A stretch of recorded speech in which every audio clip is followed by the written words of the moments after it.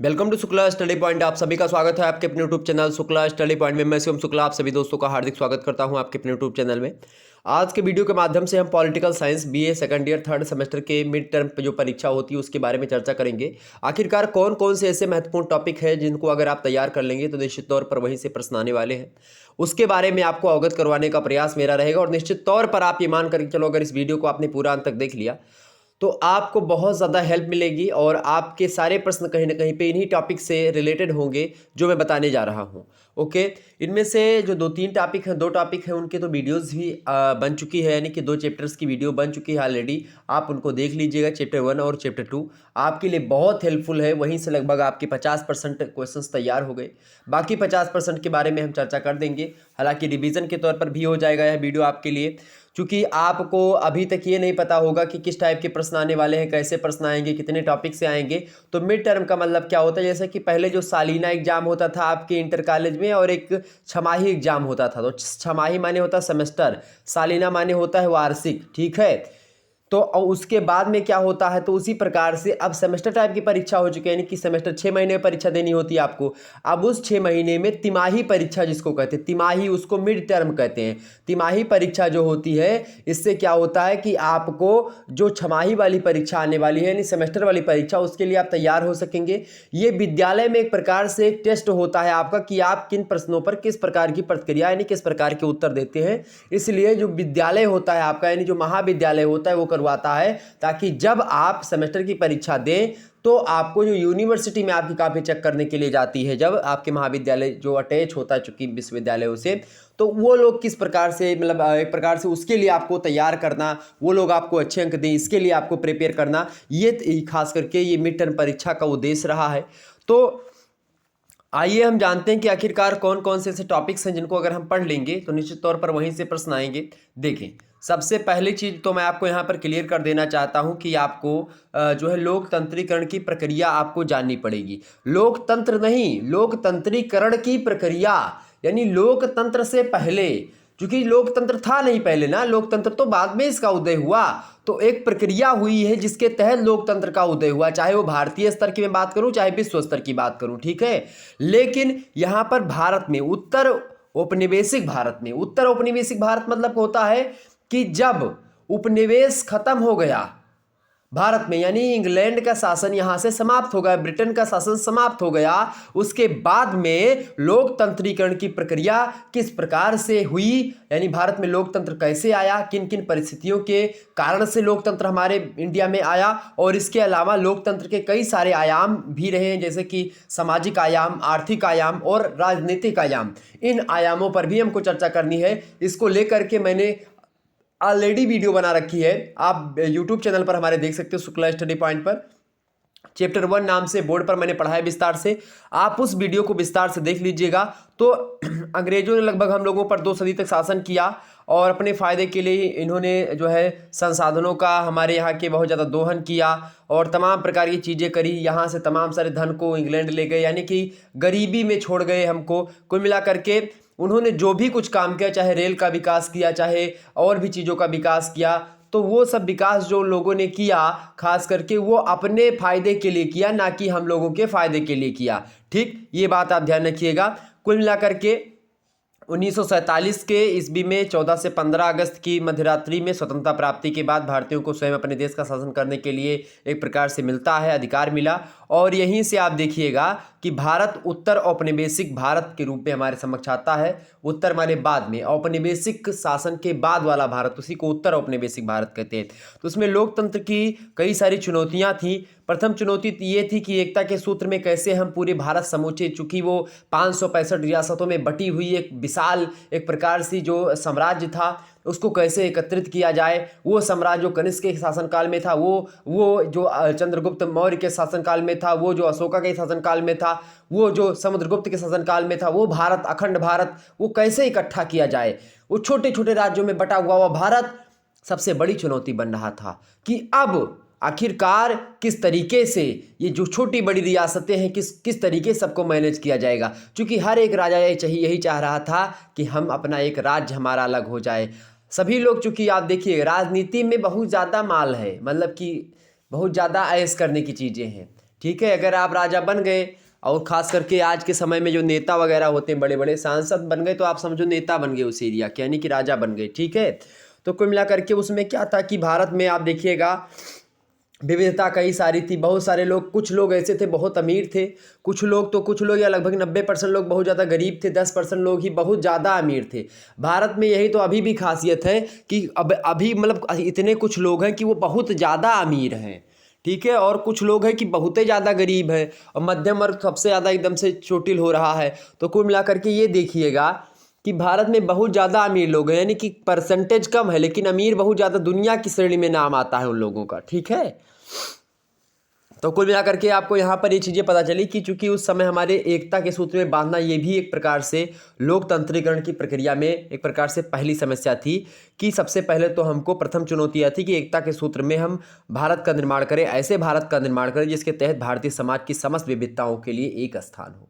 चाहे वो भाषा के संबंधित विविधता हो, चाहे वो धर्म की संबंधित विविधता हो, चाहे वो जातिगत विविधता हो, या सांस्कृतिक विविधता हो, या अन्य किसी प्रकार की विविधता हो, भौगोलिक विविधता हो। चूँकि उत्तर भारत में हिमालय के ऊंचे ऊंचे पहाड़ आप देखेंगे, दक्षिण भारत में आप पठार देखेंगे टेबल नुमा, इसी प्रकार से आप पूर्वोत्तर साइड में जाएंगे तो आपको पहाड़ पर्वत वनस्पतियाँ मिलेंगी। आप मध्य भारत में आएंगे तो गंगा यमुना का और सतलज का बढ़िया सा एक जो है जलोढ़ मैदान मिलेगा। यानी कि भारत में भी आप देखिएगा अलग, और वही रेगिस्तान में जाएंगे तो आपको बहुत तपती हुई रेत मिलेगी। तो कुल मिलाकर के भारत ये एक भारत नहीं है, भारत ये कई भारत हैं। एक तो उत्तरी भारत, एक दक्षिणी भारत, एक पूर्वी, एक पश्चिमी और एक मध्य भारत। लेकिन इन सबको अपने सूत्र में बांधना, चाहे वो भौगोलिक विविधता बहुत जटिल थी उस समय, सांस्कृतिक विविधता, धर्म के नाम पर बहुत ज़्यादा चीज़ें हो रही थी, मार दंगे हो रहे थे, उस समय में सरदार वल्लभ भाई पटेल ने सबको एकत्रित किया और निश्चित तौर पर अच्छा काम किया। तो ये पहली चुनौती।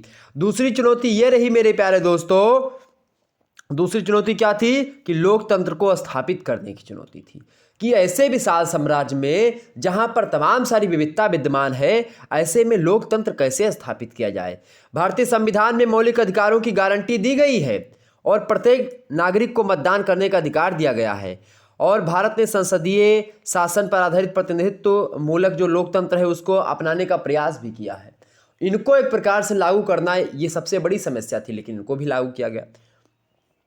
तीसरी चुनौती थी कि ऐसे विकास की चुनौती थी जिसमें लोकतंत्रात्मक रूप से सामाजिक, आर्थिक और राजनीतिक रूप से संपूर्ण समाज का भला हो सके, वेलफेयर स्टेट बन सके, लोक कल्याणकारी राज्य बन सके, ये चुनौती थी। इस चुनौती को सामना लोगों ने किया और लोकतंत्र के आयामों पर खरे उतरे, लोकतंत्रीकरण की प्रक्रिया प्रारंभ हुई।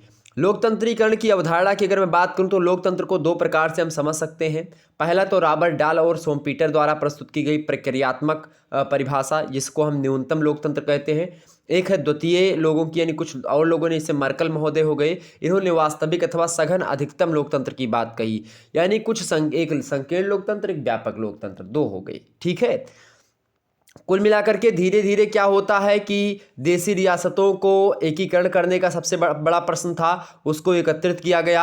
इसके अलावा देशी रियासतों के एकीकरण एवं विलय की प्रक्रिया हुई। उसके बाद में क्या हुआ, कश्मीर, जूनागढ़ और हैदराबाद के इन सभी जो 3 एरिया थे जो नहीं मान रहे थे कि हम भारत के हिस्से बनेंगे, इनको साम दाम दंड भेद सबका प्रयोग करके सबको मिलाया गया। उसके बाद में भारतीय संविधान लागू किया गया। भारतीय संविधान लागू होने से एक प्रकार से सारी चीज़ें व्यवस्थित होनी प्रारंभ हुई। आर्थिक नियोजन यानी कि इकोनॉमिक प्लानिंग की गई, जिसके तहत पंचवर्षीय योजनाएं लागू की गई। पंचवर्षीय योजनाओं का उद्देश्य था कि आधारभूत औद्योगिक संरचना का निर्माण किया जाए, कृषि उत्पादन में वृद्धि की जाए, सुधार किया जाए, राष्ट्रीय संपदा की वृद्धि की जाए, उसका वितरण अच्छे से किया जाए, आत्मनिर्भर एवं एक प्रकार से जो एक प्रकार से स्फूर्ति वाली जो सरकार होती है, राष्ट्रीय अर्थव्यवस्था, उसकी स्थापना की जाए, गरीबी और बेरोजगारी का उन्मूलन किया जाए, सामाजिक न्याय को प्रोत्साहन दिया जाए, बीमारियों को, निरक्षरता को ख़त्म किया जाए, साक्षरता को बढ़ाया जाए। और इसी प्रकार से कई सारी पंचवर्षीय योजना आती गई। 1951 से शुरू होती है पंचवर्षीय योजना। पहली पंचवर्षीय योजना 1956 तक चलती है, दूसरी आती है 1956 से 1961, तीसरी आती है 61 से 66, और उसके बाद में और भी चीज़ें आती, वार्षिक योजनाएं, फिर एनुअल प्लान आना प्रारंभ होते हैं 66 से 69। बीच में कुछ होगा कि युद्ध वगैरह आज हो चुके थे, इसके कारण से फिर धीरे धीरे करके क्या हुआ कि 12वीं पंचवर्षीय योजना जो आती है 2012 से 2017 के लिए, और 2015 में ही आप देखते हैं नीति आयोग का गठन हो जाता है। जो पहले योजना आयोग के नाम से जाना जाता था उसी को नीति आयोग के नाम से जाना जाने लगा। और हुआ क्या कि 2015 में स्थापना हुई भारतीय सरकार में। आप देखिएगा कि मोदी जी थे उस समय, तो योजना आयोग का जो अध्यक्ष होता है प्रधानमंत्री होता है। तो मोदी जी, चूँकि नीति आयोग ही योजना आयोग का नाम बदल करके कर दिया गया। इसमें क्या रखा गया, सतत विकास को रखा गया। और कुल मिलाकर के आप देखिएगा इसके 3 वर्षों की एक्शन योजना बनाई गई, रणनीतिक योजना 7 वर्षों की बनाई गई, विजन योजना 15 वर्षों की बनाई गई। इस प्रकार से तमाम सारे कार्य किए गए, समाज कल्याण कार्य तमाम सारे हुए, शिक्षा के क्षेत्र में सुधार किए गए आज़ादी के बाद से। तो ये तमाम चिकित्सा में सुधार हुआ, भारतीय विदेश नीति लागू हुई। कुल मिलाकर के अगर कहें कि स्वतंत्रता प्राप्ति के उपरांत लड़खड़ाते भारत ने अपनी नेतृत्वशीलता को क्या किया, उसका प्रदर्शन करते हुए विश्व स्तर पर एक अपनी अलग छवि बनाई। जहां पर 2 गुटों में पूरी दुनिया बंट चुकी थी, वहीं पर भारत ने एक तीसरे गुट की स्थापना करी। गुट निरपेक्ष राज्य की स्थापना भारत का सबसे बड़ा सिद्धांत माना जा सकता है। क्योंकि जिस समय अमेरिका और रूस जैसी महाशक्ति पूरे विश्व पर अपना कब्जा कर चुकी थी, उस समय भारत एक उभरती नई शक्ति के रूप में आया। गुट निरपेक्षता का आंदोलन पंडित नेहरू का, वो एक प्रकार से जो है भारत को एक अलग छवि के रूप में प्रस्तुत करने का प्रयास किया। और आज दुनिया का सबसे बड़ा लोकतंत्र भारत हमारा उभर करके समक्ष आया। तो इसमें अलग अलग भाषा के लोग, अलग अलग जाति के, अलग अलग धर्म के लोग रहते हैं, अलग अलग संस्कृति, अलग अलग जो है धरातल के लोग रहते हैं। लेकिन फिर भी लोग एकत्रित होकर के विभिन्न जाति जनजाति तमाम प्रकार के प्रजाति के लोग भी निवास करते हैं। आप देखिएगा प्रजाति विभेद भी भारत में बहुत ज़्यादा है। जाति विभेद तो है ही, प्रजाति विभेद है, जनजातीय विभेद है, तमाम प्रकार की चीज़ें हैं। लेकिन फिर भी आराम से सभी लोग रह रहे हैं, सभी लोग लोकतंत्र में हैं। जनता के द्वारा जनता के लिए किया गया शासन लोकतंत्र कहलाता है। अब्राहम लिंकन की यह परिभाषा भारतीय परिप्रेक्ष्य में खरी उतरती है। और आज लोकतंत्र के कई सारे एक प्रकार से प्रयोग हो रहे हैं। जनता अपना लोकतंत्र का पूर्ण प्रयोग कर भी रही है, मौलिक अधिकारों को अच्छे तरीके से समझ रही है और मौलिक कर्तव्यों का पालन कर रही है। कई सारी चीज़ें हो रही। तो कुल मिलाकर के ये हो गया पहला टॉपिक आपका। दूसरा टॉपिक आपका है भाई राजनीतिक व्यवस्था, पॉलिटिकल सिस्टम। तो स्वतंत्रता प्राप्ति के बाद क्या हुआ कि भारतीय राजनीतिक व्यवस्था क्या होगी, उसको आकार देने वाले बहुत सारे कारक आते हैं। उन्हीं कारकों के बारे में प्रश्न आपसे पूछता है। प्रश्न आपसे पूछेगा कि स्वतंत्रता प्राप्ति के बाद भारतीय राजनीतिक व्यवस्था को आकार देने वाले विभिन्न कारकों का वर्णन कीजिए, ऐसे प्रश्न आपसे पूछेगा। या भारतीय राजनीतिक व्यवस्था से आप क्या समझते हैं, इसको आकार देने वाले कारकों के बारे में विवेचना कीजिए या विवेचन प्रस्तुत कीजिए या प्रकाश डालिए, कुछ ऐसे प्रश्न बना देगा।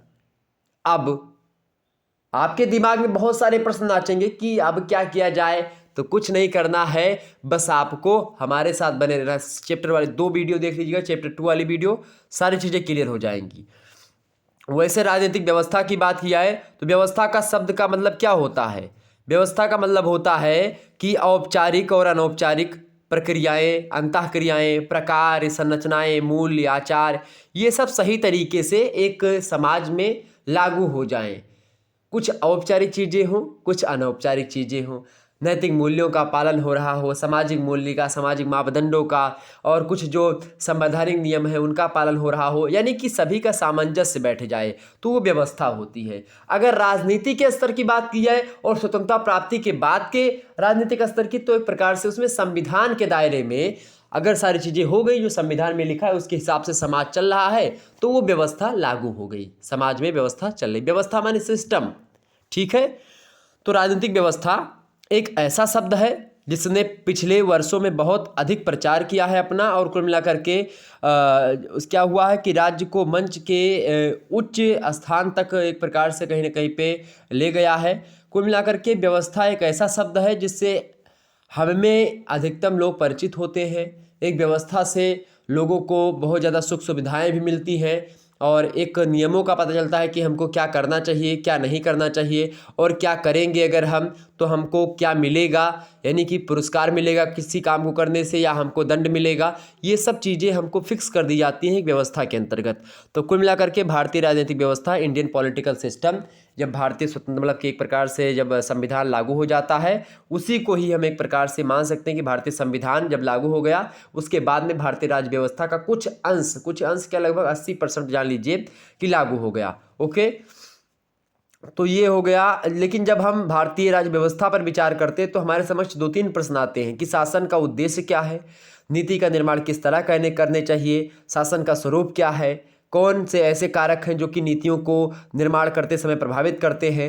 ये तमाम सारी चीज़ें हमको प्रभावित करती है। और जब भी हम किसी व्यवस्था का निर्माण करते हैं तो हमारे समक्ष कई सारी चीज़ें, चूँकि भारत में राजनीतिक व्यवस्था को आकार देने वाले कारक जो होते हैं उनमें से आपको पता होगा, पहली तो बात है कि संविधान की प्रस्तावना, प्रीएम्बल ऑफ द कॉन्स्टिट्यूशन, ये बहुत महत्वपूर्ण है। इसके अलावा एकीकरण की समस्या, भारतीय संविधान, इसके अलावा चौथा है क्षेत्रीयता, पांचवा है धर्म, छठवां है समायोजन और सहमति के सिद्धांत, सातवां है ब्रिटिश विरासत, आठवां है जाति, नौवां है आपका आधुनिकीकरण यानी मॉडर्नाइजेशन, दसवां है सांस्कृतिक यानी कल्चरल जो चीज़ें होती है, और 11वां है कृषि एवं उद्योग, और 12वां है औद्योगिक विकास, 13वां है आर्थिक सुधार, 14वां है राजनीतिक दलीय व्यवस्था, 15वां है केंद्रीय राज्य दलीय संबंध, और 16वां जो फैक्टर्स है प्रभावशाली एवं करिश्माई नेतृत्व। ये 16 फैक्टर्स जो हैं ये भारतीय राजनीतिक व्यवस्था को बनने में बहुत ज़्यादा योगदान, इनको प्रभावित करने में एक प्रकार से महत्वपूर्ण भूमिका निभाते हैं। तो कुल मिलाकर के ये 16 बहुत महत्वपूर्ण है। इनको मैंने चैप्टर 2 में पढ़ाया विस्तार से, समझा करके, तो आप वीडियो देख लीजिएगा,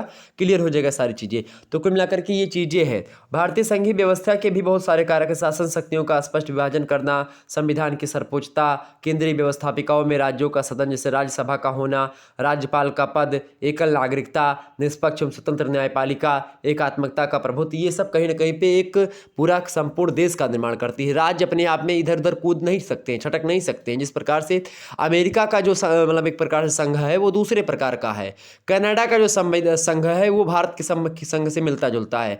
भारत का संघ जो है वो संघ एक प्रकार से प्रभुत्व है उसका, ठीक है, ये बात ध्यान रखिएगा।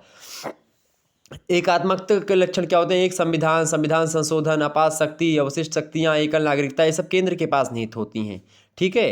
राज्य में राज्यों का असमान प्रतिनिधित्व होना, ये सब कहीं ना कहीं पे आप देखिए, लोक सेवाओं का विभाजन नहीं किया गया, एकल संगठित न्याय व्यवस्था है, राज्यों को अलग होने का अधिकार नहीं दिया गया भारतीय संविधान में, शक्तियों का विभाजन कर दिया गया कि कौन से चीज़ों पर राज्य कानून बनाएगा, कौन से पे केंद्र बनाएगा, प्रारंभिक बातों में एक रूपता दिखाई पड़ती है। तो कुल मिलाकर के आप देखिएगा कि भारतीय संघवाद बड़ी ज़बरदस्त चीज़ें हैं। यहाँ पर अगर कोई राज्य शामिल हो जाता तो उसको निकलने का कोई रास्ता नहीं है, ये बात ध्यान रखिएगा। तो ये राजनीतिक व्यवस्था को जो है चलाने के लिए बहुत ज़बरदस्त चीज़ें थी जो कि मैंने आपको बताई। इसके अलावा जो तीसरा पॉइंट है राजनीतिक दल एवं अर्धसंघवाद तथा गठबंधन, ठीक है।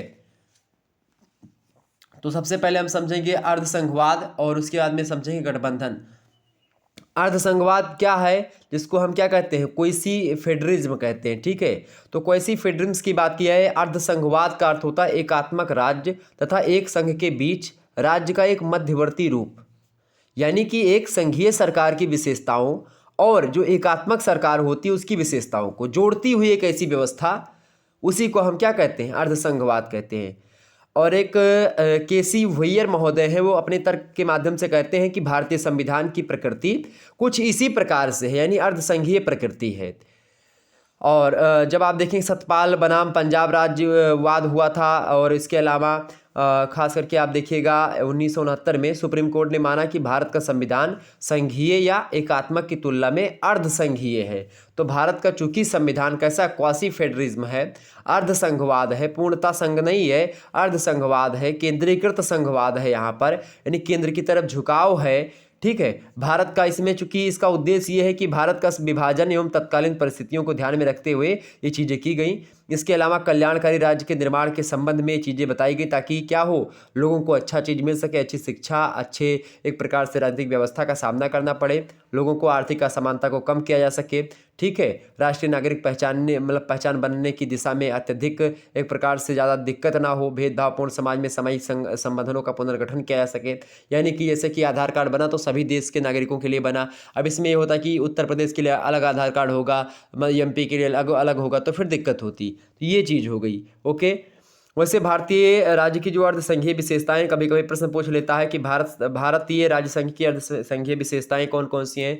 तो पहली विशेषता है कि अनुच्छेद 3 जो है वो कहता है कि राज्यों की विनाशकारी प्रकृति, दूसरे संघों की विपरीत भारत में राज्यों को क्षेत्रीय अखंडता का कोई प्रभुत्व नहीं है।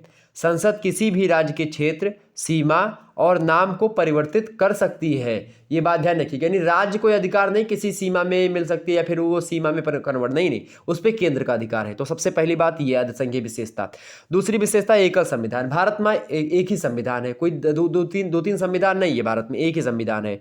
तो इससे क्या होता है, एक सच्चे संघ में संघ व राज्यों के लिए भिन्न भिन्न संविधान अगर होते तो फिर दिक्कत की बात थी, तो फिर अर्धसंघवाद नहीं कहा जाता। लेकिन केंद्रीकृत संघवाद बोलो या अर्धसंघवाद बोलो, बात एक ही है। ओके, ये बात ध्यान रखिएगा। तो कुल मिलाकर के आप यहाँ पर देखिएगा कि एकल संविधान बहुत ज़बरदस्त विशेषता है। इसके अलावा राज्यसभा में राज्यों का एक जैसा प्रतिनिधित्व नहीं है, वहाँ पर कि प्रत्येक राज्य का एक जैसा प्रतिनिधित्व नहीं, क्षेत्र के हिसाब से। राज्यसभा में निम्न जनसंख्या वाले राज्यों की अपेक्षा अधिक जनसंख्या वाले राज्यों का प्रतिनिधित्व क्या है, अधिक है। यूपी के ज़्यादा सांसद जाते हैं राज्यसभा में, जबकि जो है आप देखेंगे गोवा से कम आएंगे, जो छोटे हैं छोटे वहाँ से कम जाएंगे, यानी जनसंख्या के हिसाब से। और इसके अलावा आपातकालीन प्रावधान भी किया गया है भारत संविधान में। आप देखेगा कि अनुच्छेद 352 से लेकर के अनुच्छेद 360 तक भारतीय संविधान में आपातकालीन बताया गया है। ठीक है, आपातकालीन प्रावधानों में केंद्र सरकार सबसे शक्तिमान हो जाती है और राज्य केंद्र के संपूर्ण नियंत्रण में आ जाती है। ठीक है, चाहे वो राष्ट्रपति शासन की बात की जाए, चाहे राष्ट्रीय आपातकाल की बात की जाए, चाहे वित्तीय आपातकाल की बात की जाए, सभी में केंद्र अपने प्रभुत्व पर होता है, केंद्र एकदम से फुल फॉर्म में होता है। तो ये भी एक प्रकार से राज्य को जकड़े रहने का एक प्रयास है। इसके अलावा अखिल भारतीय सेवाएं जैसे कि आप देखिएगा जो रखी गई हैं, उसमें संघ के सिद्धांत का तिरस्कार कहीं ना कहीं पे संविधान के अंतर्गत ही रखी गई हैं और संघवाद के सिद्धांत का तिरस्कार करती हैं वो, यानी कि जो संघवाद है उसका तिरस्कार करती हैं, उसके अकॉर्डिंग नहीं है कि इसमें अखिल भारतीय सेवाएं जो हैं वो केंद्र के हाथों में ही निहित करी गई हैं। इसके अलावा राष्ट्रपति राज्यपाल की नियुक्ति करता है, वह केंद्र के प्रतिनिधि के रूप में राज्य में कार्य करता है। अगर राज्य में कोई गड़बड़ चीज़ होती है तो राज्यपाल तुरंत बताता है कि हाँ भाई फलाना मुख्यमंत्री गलत कर रहा है राष्ट्रपति से, तो राष्ट्रपति बोलेगा ठीक है राष्ट्रीय आपातकाल लगाया जाए, कहा हाँ राष्ट्रपति शासन लगा दे, राष्ट्रपति शासन लगा दिया जाए, कहा हाँ बोलो बिल्कुल लगा दो। तो केंद्र क्या करता है, राज्यों पर इसी प्रकार से अपना एक जो है राज्यपाल को वहाँ पर बैठा करके वो दिखवाता है कि हाँ काम अच्छा हो रहा है कि नहीं हो रहा है, कोई दिक्कत तो नहीं है। और जैसे तो कुछ दिक्कत का सामना होता है तुरंत जो है राष्ट्रपति शासन लगा करके कि राज्यपाल वहाँ का मुखिया बन जाता है, ये चीज़ होती है। मतलब लेकिन उसके भी कई सारे नियम है, ऐसा नहीं कि ज़बरदस्ती जब चाहें तब लगा दें, ऐसा नहीं होता है। ठीक है, जब सत्र नहीं चल रहा होता उसके उस हिसाब से।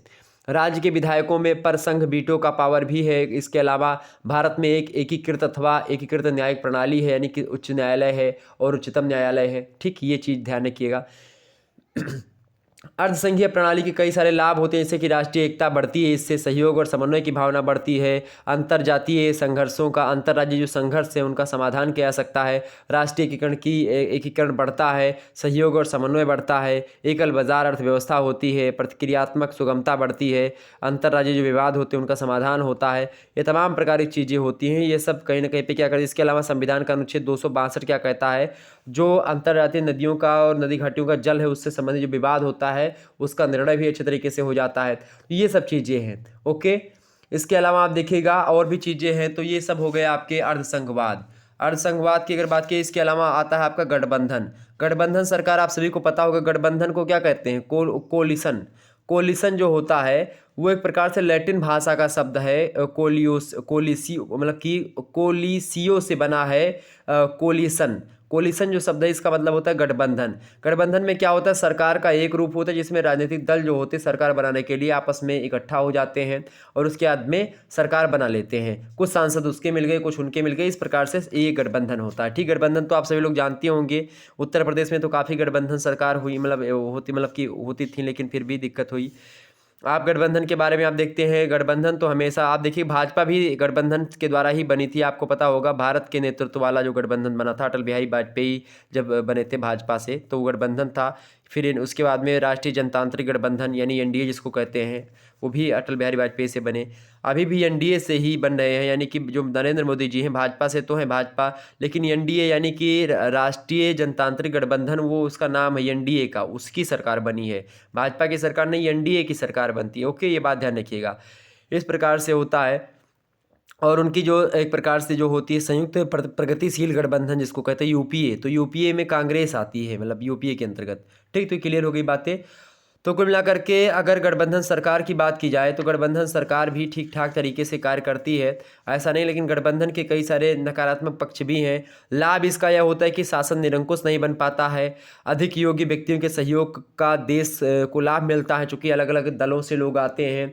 ठीक है, व्यापक जनमत समर्थन होता है, सशक्त विपक्ष का निर्माण होता है, अतिवाद से मुक्ति होती है और निरंकुशता नहीं बढ़ती है। इसमें क्या होता है कि सभी जो है अगर सभी लोगों के गठबंधन सभी जो मतलब जितने भी पार्टियां हैं सभी लोगों ने के सांसद गए हैं तो सभी लोग अपना पक्ष रखेंगे, तर्क होगा, उसके बाद में कोई चीज़ें होगी। लेकिन अगर एक ही पार्टी बन गई पूरा तो फिर दिक्कत की बात ये होगी कि वो निरंकुशता की ओर मतलब चली जाएगी, यानी क्या होगा कि वो मनमानी करने लगेगी। अगर थोड़ा सा दिक्कत हुई मनमानी करने लगेगी। गठबंधन के नकारात्मक पक्ष ये हैं कि सामूहिक कर्तव्य के सिद्धांत के दुर्बल होने का डर रहता है, क्योंकि सभी लोग अपनी अपनी बात रखेंगे तो फिर एकजुटता के साथ कोई निर्णय नहीं लिया जा सकेगा। कमजोर सरकार होती गठबंधन की, प्रधानमंत्री की भूमिका सीमित होती है, गठबंधनों में क्षेत्रीय दलों का प्रभाव अधिक होता जा रहा है, राज्य मतलब कि सरकारों में अस्थायित्व तो नहीं होता, गठबंधन में कभी भी भंग हो सकती हैं, राष्ट्रीय एकता को इससे हानि पहुंचती है, सुदृढ़ विदेश नीति की कमी हो जाती है और एक प्रकार से सरकार कमज़ोर हो जाती है, छोटे छोटे राजनीतिक दलों को बनाने को प्रोत्साहन मिलता है, सरकार के कई मंत्रालय में सामंजस्य नहीं बैठ पाता है, कई सारे कार्य सरकार किसी स्पष्ट नीति पर कार्य नहीं कर पाती है, अच्छा काम नहीं कर पाती है, ये चीज़ होता है इसमें। ठीक है, तो ये सब चीज़ें होती हैं। गठबंधन सरकार के गुण भी हैं और दोष भी हैं, चर्चा करेंगे किसी दिन इन सभी चीज़ों पर। तो ये तो हो गई आपके गठबंधन और अर्धसंघवाद। भारत में क्या है, अर्धसंघवाद है, गठबंधन की सरकार भी बनती है, तो ये बात ध्यान रखिएगा। अब आता है अगला पॉइंट आपका राजनीतिक दल। राजनीतिक दल की बात की जाए, भारत में दलीय राजनीतिक दल एवं दल व्यवस्था की अगर बात की जाए तो राजनीतिक दल मतलब क्या होता है। देखिए, राजनीतिक दल की परिभाषा विभिन्न विद्वानों ने दी, जैसे कि जो है एडमंड बर्क महोदय जो है उन्होंने कहा कि राजनीतिक दल ऐसे लोगों का समूह है जो किसी ऐसे सिद्धांत के आधार पर जिस पर वे एक मत होते हैं, अपने सामूहिक प्रयत्न द्वारा जनता के हित में काम करने के लिए एकता से बंधे हुए होते हैं, उसको हम क्या कहते हैं, उसको हम एक राजनीतिक दल कहते हैं। राजनीतिक दल जो होता है व्यक्तियों के उस समूह को कहा जा सकता है जो समान राजनीतिक उद्देश्य, एक समान राजनीतिक उद्देश्य होता है, उसी उद्देश्य की पूर्ति के लिए राजनीति में भाग लेते हैं, वही राजनीतिक दल होता है। ठीक, तो इस प्रकार से जो है दल माने क्या होता है, व्यक्तियों का समूह होता है, राजनीति से जुड़ा हुआ समूह व्यक्तियों का जो कि एक समान उद्देश्य की पूर्ति के लिए राजनीतिक समान उद्देश्य है, सभी लोग एक मत होकर के जुड़ जाते हैं तो वो राजनीतिक दल होता है। ठीक, ये चीज़ हो गई। तो राजनीतिक दल के आवश्यक और निर्माणक जो तत्व होते हैं कुछ जैसे संगठन, ऑर्गेनाइजेशन, पहला सामान्य सिद्धांतों की एकता होनी चाहिए, यानी कि यूनिटी ऑफ जनरल प्रिंसिपल्स, यानी सिद्धांत सभी को मैच होने चाहिए। इसके अलावा संवैधानिक सिद्धांतों में विश्वास रखना चाहिए, यानी जो भी राजनीतिक दल बने वो संविधान में विश्वास रखे, बिलीव्स इन कॉन्स्टिट्यूशनल प्रिंसिपल्स। इसके अलावा शासन पर प्रभुत्व की इच्छा एक प्रकार से, यानी कि जो है सॉवर्निटी ऑन रूल हो, यानी कि wish of sovereignty of rule, okay, on rule, शासन पर प्रभुत्व की इच्छा होनी चाहिए। इसके अलावा राष्ट्रीय हित में वो चीज़ हो, यानी कि नेशनल इंटरेस्ट एक प्रकार से हो, राष्ट्रीय हित में काम करे जो राजनीतिक दल, तो फिर सही बात है। ठीक है,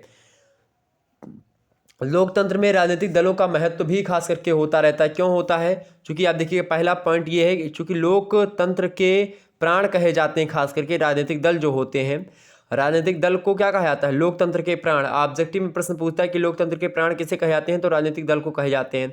चूंकि क्यों कहा जाता है, चूंकि स्वस्थ लोक मतलब कि स्वस्थ लोकमत के निर्माण के लिए आवश्यक होते हैं लोक राजनीतिक दल। इसके अलावा चुनावों के संचालन के लिए आवश्यक होते हैं, सभी वर्गों के प्रतिनिधित्व के लिए आवश्यक होते हैं, सरकार के संगठन और संचालन के लिए आवश्यक होते हैं, शासन सत्ता को मर्यादित रखने के लिए, स्थापित करने के लिए उसको मतलब कि राजनीतिक दलों का महत्व होता है। तो एक प्रकार से डेमोक्रेसी में खास करके इंपॉर्टेंस पॉलिटिकल पार्टीज़ का बहुत होता है। ओके, ये बात ध्यान रखिएगा। और कहीं ना कहीं पे आप देखिएगा राजनीतिक दलों का कार्य क्या होता है लोकतंत्र में, कि लोकमत का निर्माण करना हुआ तो भी इसका काम होता है, चुनावों का संचालन करना हुआ, डायरेक्शन ऑफ इलेक्शन, तो उसमें भी भूमिका निभाते हैं पॉलिटिकल पार्टी। जिसके अलावा सरकार का गठन करना हुआ और शासन सत्ता को मर्यादित करना हुआ, इन सभी में कार्य भी करते हैं। और इसके अलावा आप देखेंगे राजनीतिक चेतना का प्रसार करना हुआ, प्रचार करना हुआ, तो राजनीतिक दल काम आते हैं। इसके अलावा सामाजिक और सांस्कृतिक कार्य करने के लिए, कुल मिलाकर के आप देखिएगा कि राजनीतिक दल जो होते हैं वो बढ़िया होते हैं और काम भी अच्छा करते हैं, ऐसी बात नहीं है, लेकिन कुछ क्या होते हैं, कुछ दिक्कत की बात भी होती है, तो चर्चा कर लेंगे हम इन सभी पर। दोष भी होता है, क्योंकि राजनीतिक दल जो होते हैं लोकतंत्र के विकास में बाधा भी उत्पन्न करते हैं, राष्ट्रीय हितों की हानि भी होती है राजनीतिक पार्टियों से, नैतिक स्तर में गिरावट होती है, शासन कार्य में सर्वश्रेष्ठ व्यक्तियों की उपेक्षा की जाती है, भ्रामक राजनीतिक शिक्षा प्रदान की जाती है, इसमें जनता में मतभेदों को प्रोत्साहन करना पड़ता है, राजनीति में भ्रष्टाचार फैलता है, पार्टी जो होती पॉलिटिकल पार्टी अपने आगे बढ़ने के लिए दूसरी पार्टियों के प्रति जनता को गुमराह करने का प्रयास करती है, समय और धन का बहुत ज़्यादा एक प्रकार से अपव्यय होता है, यानी कि फर्जी व्यय होता है, ये चीज़ें होती है। क्लियर होगी बातें। इसके अलावा अगला पॉइंट आपका है दबाव समूह। दबाव समूह की अगर मैं बात करूं तो दबाव समूह क्या होता है भाई?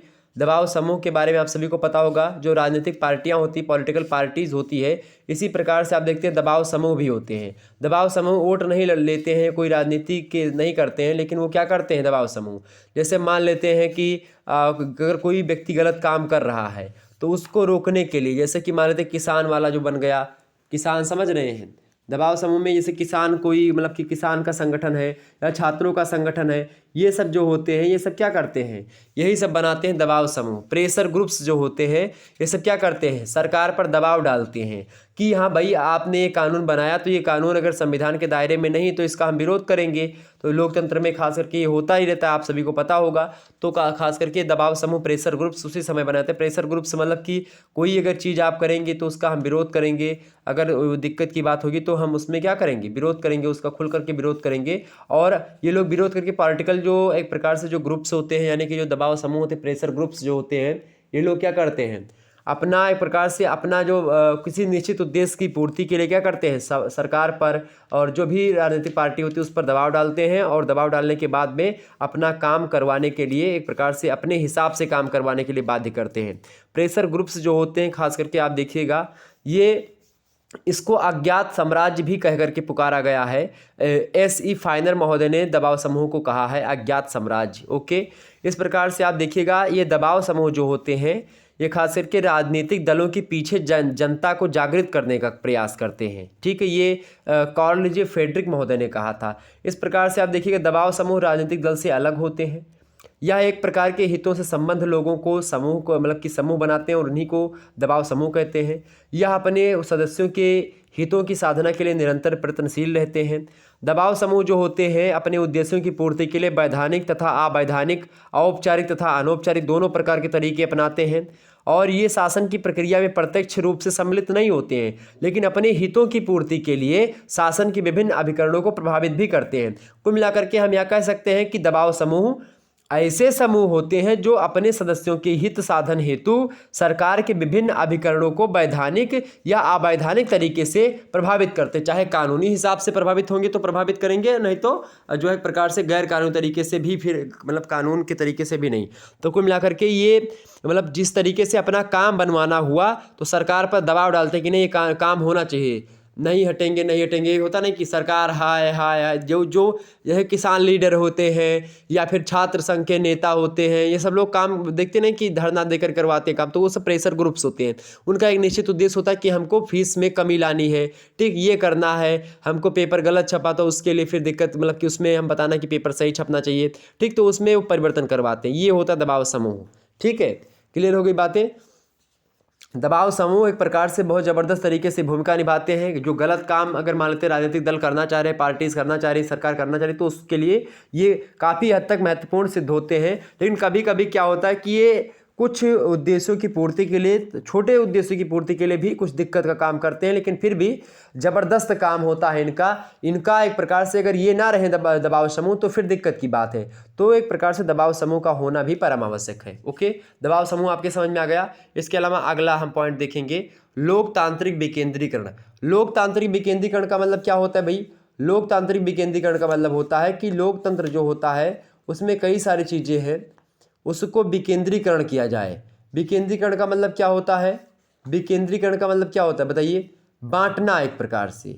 लोकतांत्रिक विकेंद्रीकरण में जैसे कि जो है जो भारतीय संविधान का 73वां और 74वां संविधान संशोधन हुआ, जिसमें शहरी और स्थानीय स्वशासन की बात की गई, तो उसी को हम कहते हैं खास करके सत्ता का विकेंद्रीकरण या लोकतांत्रिक विकेंद्रीकरण। लोकतंत्र का विकेंद्रीकरण करना, स्थानीय स्वशासन की आवश्यकता को ध्यान में रखते हुए उसको करना, यानी कि गांव में आप देखते हैं कि ग्राम प्रधान होते हैं, क्षेत्र स्तर पर क्षेत्र जो है पंचायत के मुखिया होते हैं, यानी कि बीडीसी लोग वोट देते हैं तो ब्लॉक प्रमुख बनते हैं। इसके अलावा आप देखते हैं जिला स्तर पर जिला पंचायत सदस्य होते हैं, ठीक है। तो इस प्रकार से आप देखते होंगे कि ये जो है इस स्तर पर होता है। फिर आप देखते होंगे शहरों में दूसरे प्रकार की व्यवस्था है, पार्षद वगैरह की व्यवस्था, सभासद, ये सब होते हैं, ठीक। तो कुल मिलाकर के ये सब होता ही मतलब कि शासन को छोटे छोटे टुकड़ों में बांट देना, ताकि हर एक व्यक्ति को शासन का लाभ मिल सके और अच्छे तरीके से शासन हो सके, ठीक है। तो सत्ता का विकेंद्रीकरण करना या लोकतांत्रिक विकेंद्रीकरण करना जिसको आप कह सकते हैं, ये होता है, ठीक है। और 73वां और 74वां संविधान संशोधन इसमें बहुत महत्वपूर्ण भूमिका निभाते हैं। और खास करके देखिएगा, ऐसे नगर पालिका परिषद हो गया, नगर पंचायत हो गया और नगर निगम हो गया, ये तीन जो है नगरों में किया गया है, और ग्रामों में ग्राम सभा, क्षेत्र पंचायत और न्याय पंचायत और जिला पंचायत, ये हो गए। ये इस प्रकार से जो है जो शासन सत्ता होती है उसको बांट देना, ठीक है। अब इसके बारे में हम चर्चा करेंगे, जिला पंचायत, क्षेत्र पंचायत क्या होता है, नगर परिषद, नगर पालिका, नगर निगम क्या होता है। 73वां संविधान संशोधन 1992 में हुआ। 74वां संविधान संशोधन जो होता है वो भी इसी से संबंध रखता है। तो कुल मिलाकर के आप देखिएगा, इसमें खास करके आप देखेंगे बहुत ज़्यादा चीज़ें शामिल की गई, मतलब कि जो नियम थे, जो कायदे थे, उसको अच्छे तरीके से संविधान संशोधन जो 73वां 74वां था वो कितने में हुआ था, 93 में हुआ था। इसमें भारत के एक संविधान में एक और संशोधन किया गया। अनेक राज्यों के विभिन्न कारणों से स्थानीय निकाय कमज़ोर और बेअसर हो गए थे, और उनको प्रभुत्व स्थापित करने के लिए, उनको अच्छे तरीके से शासन करने के लिए ये चीज़ें लागू की गई। और कई सारी चीज़ें थी जो कि बताना एक प्रकार से थोड़ा सा लंबा हो जाएगा, लेकिन फिर भी इतना अगर आप लोगों ने जान लिया, निश्चित तौर पर आप अच्छे तरीके से लिख पाएंगे। और एक ओवरव्यू देने का प्रयास मैंने किया कि किस प्रकार से प्रश्न आ सकते हैं और किस प्रकार के चैप्टर से आपके प्रश्न आएंगे, तो उतना मैंने बता दिया। निश्चित तौर पर आपके समझ में कुछ चीज़ें आई हुई होंगी। अगर वीडियो पसंद आया तो फटाफट से वीडियो को लाइक करिएगा, चैनल पर नहीं तो सब्सक्राइब कर दीजिएगा, शेयर कर दीजिएगा सभी दोस्तों के पास इस वीडियो को, ताकि इसी प्रकार से और सब्जेक्ट कौन से सब्जेक्ट पर आपको चाहिए, आप जो है कमेंट करके बता सकते हो किस सब्जेक्ट पर आपको इस प्रकार की वीडियो चाहिए, और आपका पेपर किस डेट को है, किस यूनिवर्सिटी में चल रहा है, आप उसको भी लिखने का प्रयास करेंगे। फिर उसके हिसाब से आपके पेपर को, और पेपर 1 और पेपर 2 दोनों के लिए बड़ा महत्वपूर्ण है, ये बात ध्यान रखिएगा। ओके, तो क्लियर होगी बातें। तो ये आपसे प्रश्न पूछेगा तो आसानी से आप उसमें से कर पाएंगे। चलिए फिर मिलते हैं नेक्स्ट वीडियो में, तब तक के लिए जय हिंद, जय भारत। आप सभी का बहुत बहुत धन्यवाद हमारे से जुड़ने के लिए। इसी प्रकार से अपना प्यार हमेशा बना रखिएगा। Good night, I love you.